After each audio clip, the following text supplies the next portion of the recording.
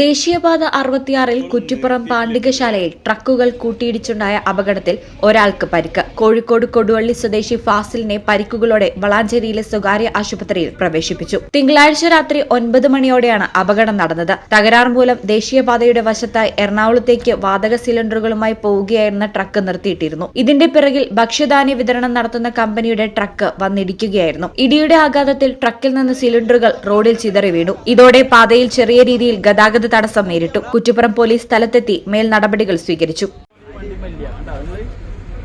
ഇങ്ങനെ നിർത്തുമ്പോ പുതിയ national ഹൈവേന്റെ സിസ്റ്റത്തില് 100 kilometre സ്പീഡിന്റെ മേലെ വണ്ടി വരുള്ളൂ. അത് ഏത് വണ്ടി ആയാലും അങ്ങനെ തന്നെ പോകുള്ളൂ. ഇവിടെ നോക്കുങ്ങള് ഇതിന് എന്തെങ്കിലും ഒരു ലൈറ്റ് നിങ്ങൾ കാണുന്നുണ്ടോ? ഒരു സംവിധാനം ഇല്ല. ഇതിവിടെ നിർത്തിയിട്ട് എനിക്ക് തോന്നുന്നത് കിടന്നുറങ്ങിയത് സംവിധാനം. ഇങ്ങനെ ആരും ചെയ്യാതിരിക്കുക. ചെയ്താൽ അതിന്റെ പരിണത ഫലം ഇത് ലോറി ആയതുകൊണ്ടാണ്. ചെറിയ വണ്ടിയാണെങ്കിൽ ചേസിന്റെ ഉള്ളിൽ കൂടെ പോവാ. അത് മനസ്സിലാക്കുന്നത് വളരെ നല്ലതാണ്. ഈ ചാനൽ കുറ്റിപ്പുറം.